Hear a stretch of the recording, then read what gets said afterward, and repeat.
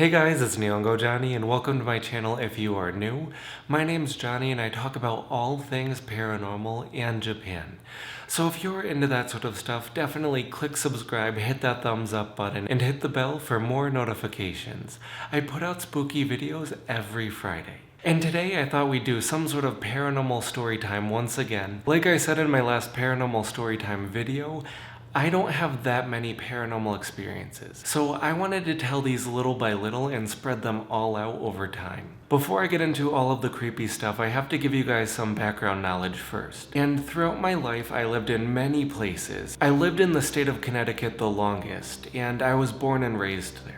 I lived in many towns in Connecticut, but one specifically was Stafford Springs, and this is where the story is going to take place. Stafford Springs is pretty much in the middle of nowhere. Even if you ask people who live in Connecticut, a lot of them don't even know where Stafford Springs is. In order to get there, you have to take the highway all the way up to Massachusetts, and right before the border, you take an exit. After you take this exit, you have to drive down a 15 to 20 minute long winding road that goes through a forest. There's absolutely no street lights and there's no houses around, so it's kind of creepy if you're driving all alone at night. It's a very beautiful town, although there's not much to do there, especially at night. I think the entire town goes to bed at like 6 o'clock. There's not many stores or places to go or things to do, but there's a small tavern in the middle of the town.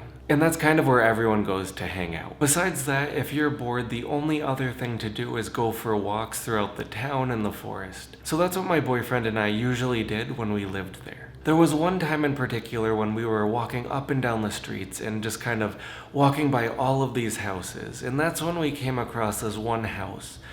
And it stopped me dead in my tracks. The only way I can describe this is sort of like there was this electricity that went up and down my spine. And it's kind of like this really warm energy kind of grabbed me and held me in place. I looked over towards the house that was next to us, and that's when I saw this really creepy old looking house. And I think it was probably built in the early 1900s. When you looked inside this house, the windows were blacker than black. It almost seemed like there was something there hidden in the darkness staring back at you. And not just staring, but really hateful glaring, as if it's someone planning to kill you.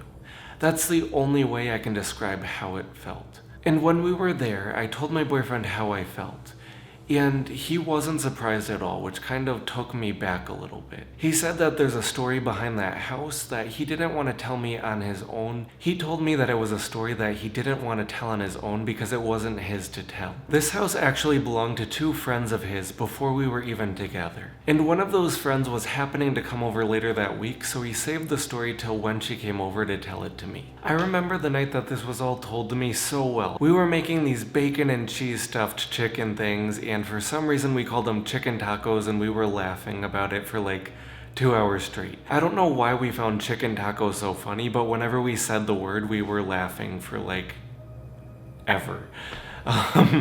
So there's that. I don't know why that stands out in my memory, but it does. After enjoying our chicken tacos, they started telling me the story. The story goes that a few years back, Diane and her partner Dan both moved into that house. And on the move-in day, my boyfriend actually helped them move in. His job was to set up the attic, which was on the 3rd floor, and this attic had 2 little cubbies on the wall. You needed a key to open and close them, and it was almost impossible for them to open on their own. When my boyfriend was moving things in, they asked him to put stuff in those cubbies. And every time he went upstairs to put something in those little cubbies, he would leave the doors open and go back downstairs, and every time he came up, they were closed again. He thought it was a little bit odd, but he played it off as other people coming upstairs and closing it on him when he was back downstairs. But when he confronted people saying like, hey, why are you closing the doors? No one knew what he was talking about. And no one really thought at this point that this was a haunted place.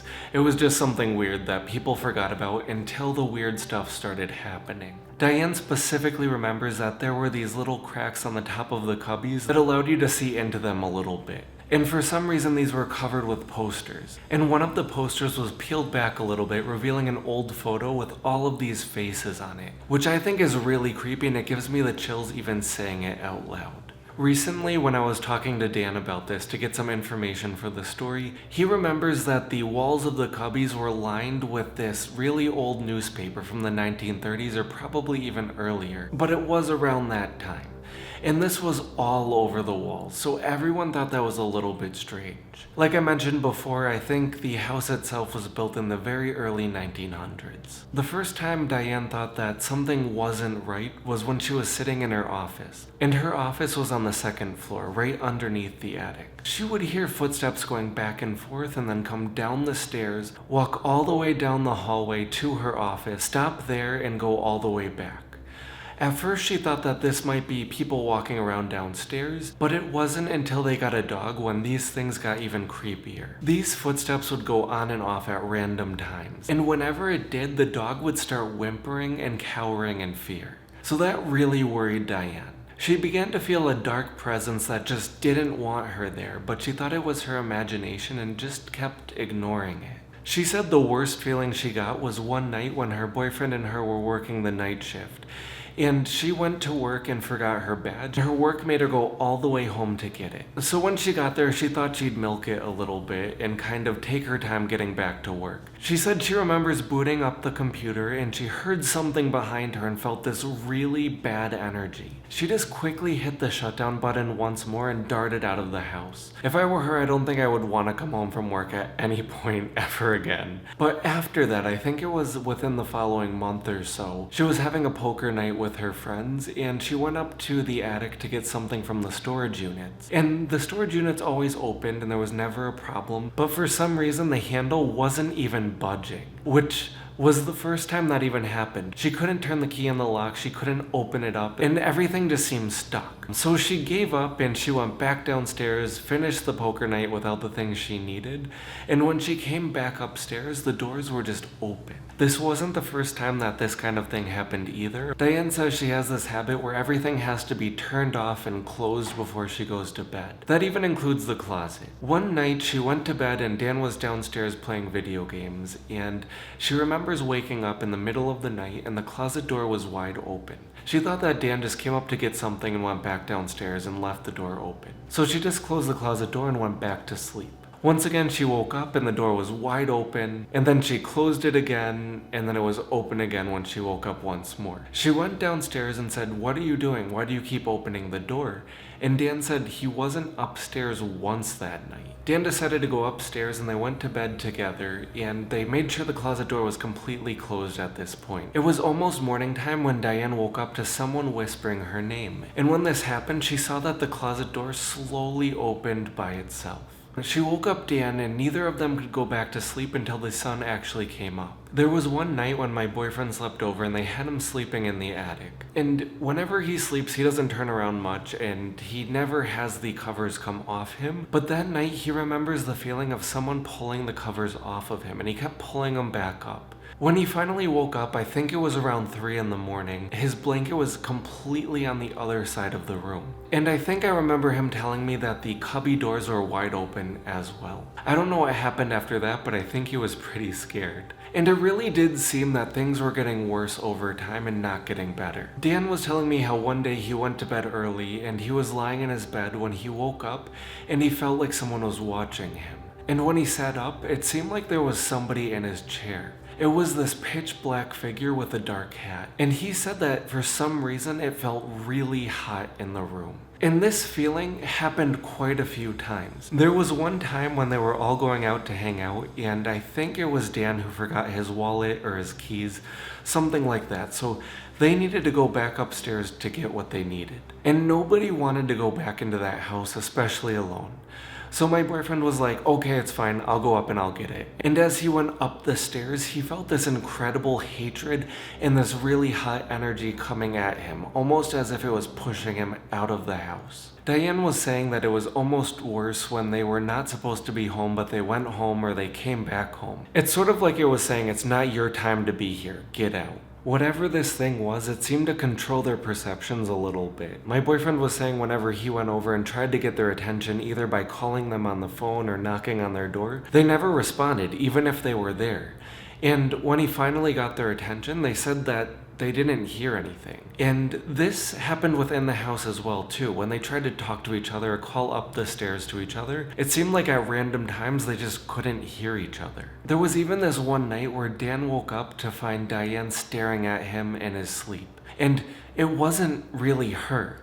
She was just staring at him with this really creepy grin on her face. And no matter how much he tried to talk to her or shake her, he couldn't wake her up for a little while. I think it's incredibly terrifying that something can control your mind like that. I think the last thing they were telling me was that Dan woke up and he remembers it being the 6th of June, 2006, and the date was 6606, when things got really bad one night. He wasn't sure if this was all in his head because of the specific date, but the dog seemed extremely scared that day. And when he went to bed, he had the worst nightmare of his life. He doesn't even want to describe the nightmare to this day. So I think that had to be pretty traumatic.